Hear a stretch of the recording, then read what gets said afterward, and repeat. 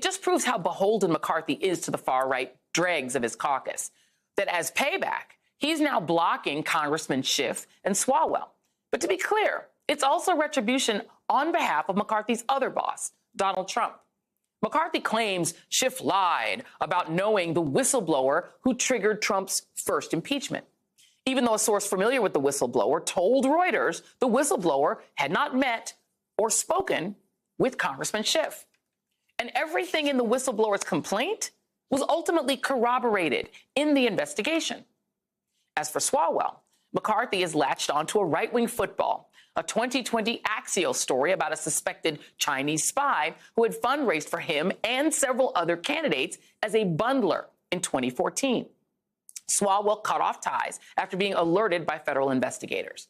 A Washington Post fact check points out that the Axios report that started the fever dream itself never alleges that Swalwell did anything questionable, and bluntly notes there is simply no evidence he did anything wrong, despite McCarthy's unverified claims that a classified briefing suggested otherwise. There's also this inconvenient reality. Two other Republican speakers, John Boehner and Paul Ryan, who would have been briefed on the FBI investigation into the woman in question in 2015, did not try to remove Swalwell from this same committee. McCarthy can keep members off the Intelligence Committee unilaterally. He also continues to threaten to strip Congresswoman Ilhan Omar from the House Foreign Affairs Committee, but that would require a House vote. In a press conference today, the three members stood together, saying it wasn't about any individual committee, but the Speaker openly using his authority for retribution. And joining me now are Congressman Adam Schiff and Congressman Eric Swalwell, both of California. I want to thank both of you for being here. And Congressman Schiff, I do want to start with you because, in a way, I feel like you, in Kevin McCarthy's mind, committed the greater crime, which was presiding over the impeachment of Donald Trump. And I can't find any legitimate reason why you would not be on this committee other than that. Can you?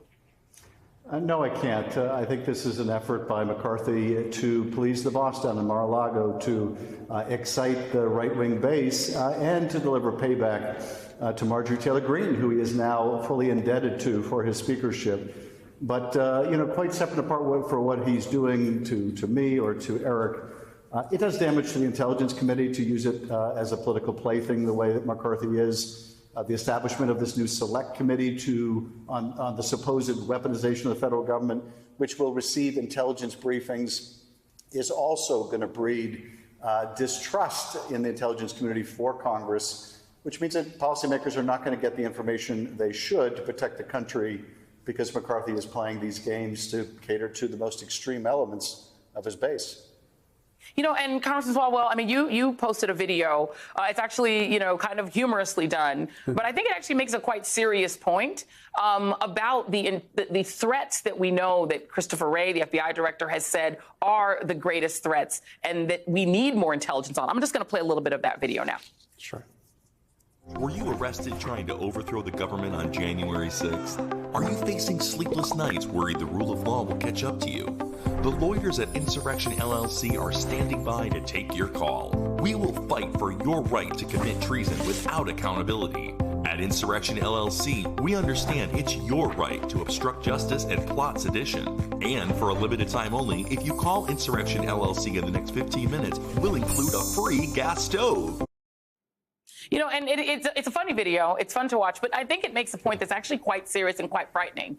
That what McCarthy is now, the people he's indebted to, as Congressman Schiff has mentioned, are now the people who are going to have access to very important information about our nation's intelligence. They're the people who are going to be able to view things that in some cases might be about them and people that they support and that they supported, including those who committed insurrection. Your thoughts? Yeah, that's right, Joy. And they're turning over the keys of our national security secrets to people like Marjorie Taylor Greene, who rooted on the rioters on January 6th and goes to the D.C. jail to show solidarity with them, and taking Mr. Schiff and myself off the committee. And so, yes, that video is a humorful way to make a point, with everyday Americans that, this is now who's in charge of these committees to obstruct justice. And I just want to make one point about Adam Schiff, because during the first impeachment, during the Russia investigation, as Kevin McCarthy and his leadership team tried to run every play to obstruct the investigation, like sending many of the people depicted in that video into a top secret SCIF where they're not allowed to have electronics, where they're not allowed to be unless they're cleared, and they barged in there. Adam never flinched. He was a fearless leader throughout that impeachment, and that's why they're targeting him. And the same with me and Ms. Omar. It's the fact that we never flinched and we were fearless in our resolve to hold Donald Trump accountable. So, frankly, does it suck to not be on a committee that does such important work? Yes. It's not about me, though. As Mr. Schiff said, it's about who is now given access, to top secret information and what it means to use political vengeance to exact revenge on your political opponents. Right, and I mean, Congresswoman Omar, made that point. She said earlier this morning on with Morning Joe, she said it's going to be really hard moving forward when you have a speaker who was publicly humiliated, who took 15 votes to get elected as speaker, who has ceded so much power to really the most ridiculous members of the caucus and has taken away the seriousness of the conference. She's being potentially, if she is pushed off her committees, she would no longer chair an Africa subcommittee that's really important. But, Congressman Schiff, I think this is kind of the thing that ought to worry Americans. The kind of people who Kevin McCarthy is giving power to. He's giving Marjorie Taylor Greene and Ronnie Jackson, two ardent conspiracy theorists, seats on a committee to investigate the coronavirus pandemic, where they could essentially pretend to investigate their own conspiracy theory beliefs. You're talking about on the intelligence, the Select Committee on Intelligence. This is some of the most sensitive information that could be given to members of Congress. And this is a person, the speaker, who doesn't take it seriously. I feel like this is a tale of corruption, but it's also, it feels like a national security threat. Does it to you? It certainly does. This new Select Committee they've formed, as Eric points out, is really designed to obstruct the Justice Department's work. Designed to try to allow the committee to be essentially an arm of the Trump defense team to pry into what the Justice Department has and provide it to Donald Trump for his defense. Sadly, we've seen this drill before. During the Russia and Ukraine investigations, the Republicans on the committee where Eric and I serve were essentially a backdoor to Trump's legal defense. Now they're going to use the front door because they have the committee chairmanship. But look, we're going to push back. I think if McCarthy thinks by removing us from the Intelligence Committee that he is somehow going to stop us from holding their feet to the fire, he's going to find out just how wrong he is. And I want to mention, too, about Eric. They're going after him because he is one of the most effective members of our caucus in pushing back and revealing the hypocrisy, the danger that they represent. So as much as this is about retribution, as much as this undermines, I think, our national security and the institution of the Congress, this is also their way of trying to stop people from holding them accountable. We're going to make sure that does not succeed. Well, Congressman Swalwell, the atmosphere in which this is happening is that Donald Trump is the only announced Republican candidate so far for president. He has just been given back access to his Facebook and Instagram accounts. He is going to be back on Twitter at a time when we know, based on the January 6th investigation, that he, using social media, posed a national security threat to the country and fomented an insurrection. We're also in a context where we are preparing to aid Ukraine anew with fresh weapons, et cetera, in their fight against Russia's invasion. And you now have people who are on, we're not sure which side of that war they're on. They've spoken in favor of the Russian side on an intelligence committee where I don't know if these are people who are trustworthy with national security information. As you said, they could give that information to Donald Trump and God knows what else.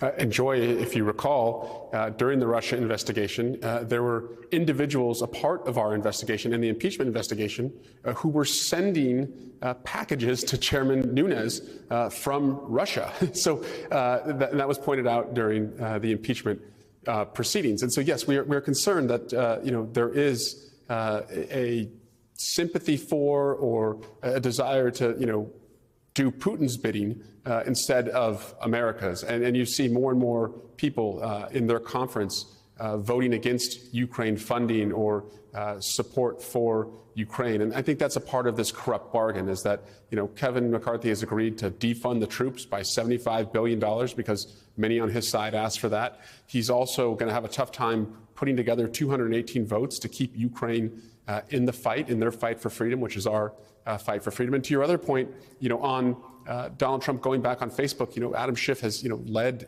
many of the efforts to try and raise awareness around what it means to put Donald Trump back on social media, because we know that his words have power and they inspire. And then the leaders in the Republican Party, like Speaker McCarthy, they don't condemn them. And so when they're not condemned, they're a green light, an open lane for more violence, to occur. And that's what's so concerning right now. If I could just add on to that, I Please. think Facebook's decision to reinstate Donald Trump is inexplicable. It represents, in my view, a total caving in and copping out.